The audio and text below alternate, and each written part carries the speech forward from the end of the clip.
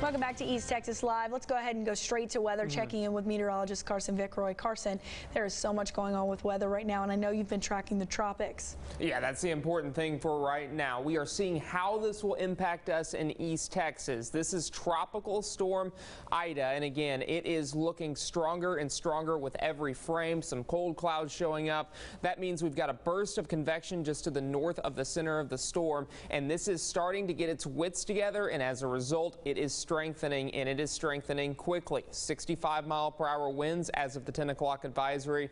Millibars are at 996, so that pressure is dropping at the center, and unfortunately, I do expect that trend to continue. Now, let's go ahead and discuss what we are going to see as far as that projected path goes. And again, this is from the National Hurricane Center.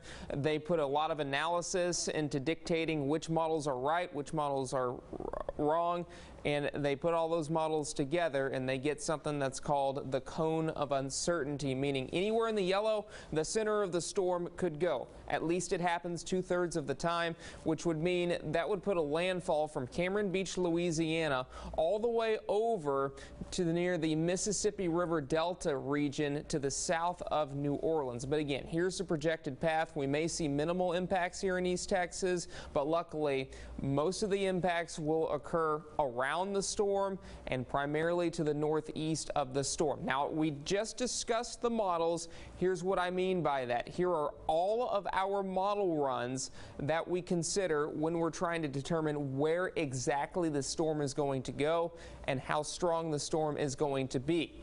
All into Louisiana at this point, except for this one. That's an outlier, and the one that brings it into East Texas, that's an outlier.